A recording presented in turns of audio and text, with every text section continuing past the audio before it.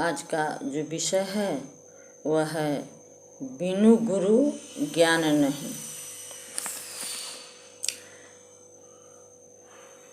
अक्षर पढ़ अनुभव नहीं, अनुभव योग समाधि,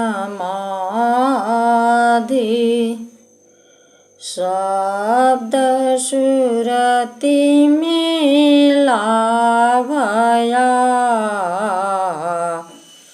यह गम बिरले साधी। यह सर्वसामान्य सिद्धांत है कि ज्ञान के लिए गुरु जरूरी है। इसके प्रमाण शास्त्रों में भरे पड़े हैं।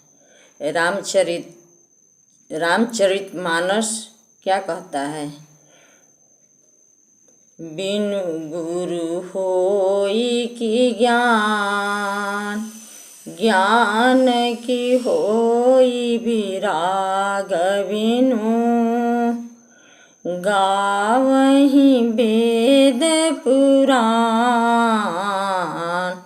सुख की लहिय भक्ति बिनु। इस चौपाई को हम सभी मानते हैं, लेकिन इसे तत्वतः हम जानते नहीं हैं। यह हमारा कोरा विश्वास है। इसका अनुभवपरक सत्य विश्वास हमारे पास नहीं है। इस संदर्भ में यहाँ कुछ प्रश्न है। प्रश्न क्या है?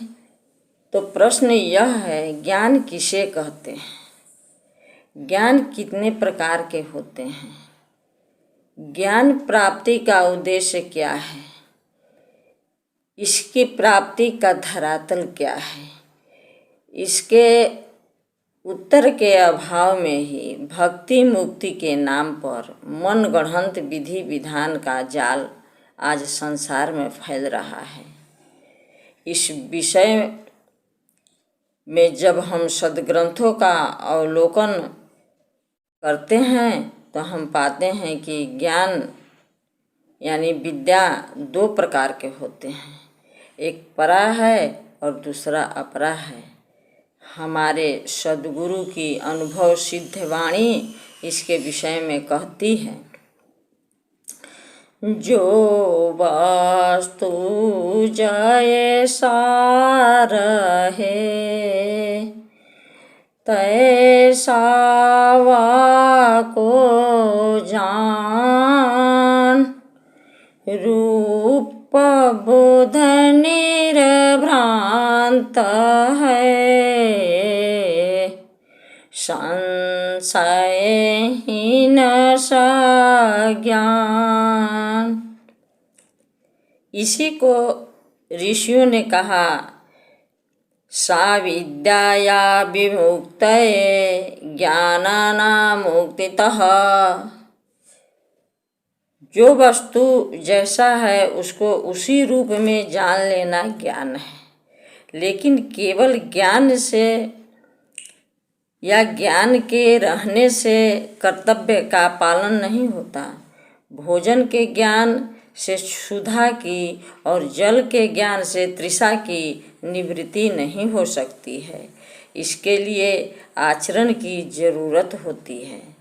यही कारण है कि अपरा विद्या के ज्ञानी होते हुए भी परा विद्या के ज्ञानी गुरु के पास शरण में जाने का विधान वेद उपनिषद में आया है। पहले ऋषि मंत्र को देखते थे। महाभारत युद्ध के बाद मंत्र दृष्टा ऋषियों का अभाव हो गया। जब मंत्र अनुभूति का विज्ञान नहीं रहा, जब यह दिव्य कला लुप्त हो गई, तब इसे वाणी द्वारा जपने की प्रथा चल पड़ी तथा वैदिक विश्लेषण द्वारा इसे समझने का प्रयास होने लगा। फलस्वरूप अनेकों मत संप्रदाय प्रकट हो गए।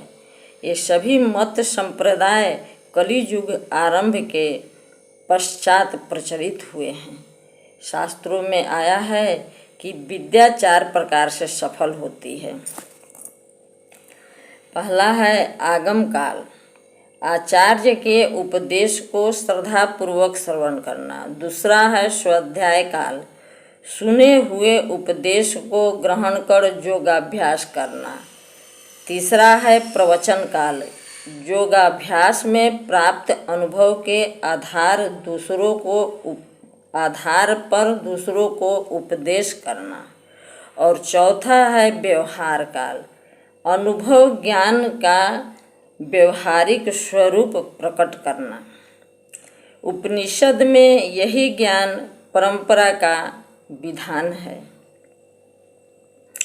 अक्षर से क्षर होता है, बाहर भीतर जो, बाहर में सब ग्रंथ है, क्षरत शब्द में सो।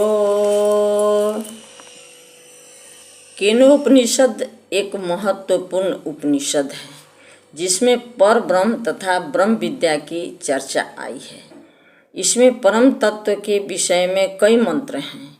इसमें मुख्यतः शिष्य की जिज्ञासा है कि जिज्ञासा क्या है? शिष्य की जिज्ञासा है कि 25 प्रकृति किससे प्रेरित होते हैं और कार्य करते हैं, इसके पीछे कौन सी सत्ता है। गुरु इसके उत्तर दिए हैं। उसके उत्तर सद्गुरुदेव स्वर वेद के माध्यम से दिए हैं, क्योंकि इनमें मंत्रों की व्याख्या सरल भाषा में की गई है। यह सद्गुरुदेव के अनुभव पर आधारित है। सद्गुरुदेव के उत्तर। शिष्य गुरु संवाद जो, ज्ञान बोध लिए हो, श्रद्धा सत्य अधिकार से, सत्संगति है सो। स्वरवेद में कहा गया कि ज्ञान होना जरूरी है, जो सत्संग से प्राप्त किया जाता है। इसे उपनिषद क्या कहता है? ओम केनोषितं पतति प्रेषितं मन, केन प्राणः प्रथमा प्रयति युक्तः, केनोषितां वाचमिमां वदन्ति चक्षुः, श्रोतं कौ देवो युनक्ति। अर्थ, सारे इंद्रियां किसके प्रेरणा से अभीष्ट वस्तुओं की ओर जाता है, अर्थात हमारे इंद्रियों को चलाने वाला कौन है? सद्गुरुदेव का उत्तर।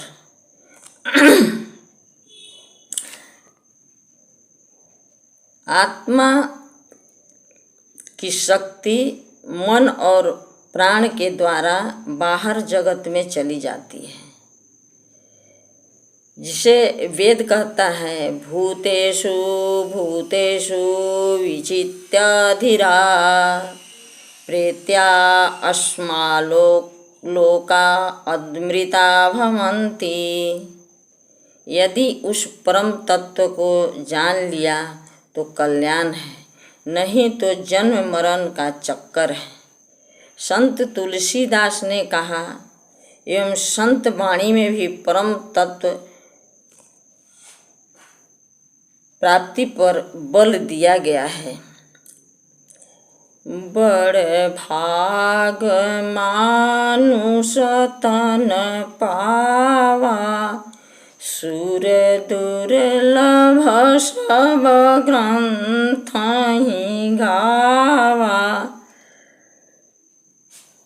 आगे संत कहते हैं, 184 भोगी कर 184 भोग कर पव पर अटका आए। अब की पासा ना पड़े तो फिर 84 जाए। मनुष्य के अलावे अन्य योनियां केवल भोग के लिए है। प्रश्न, उस परम तत्व को कैसे जाना जा सकता है?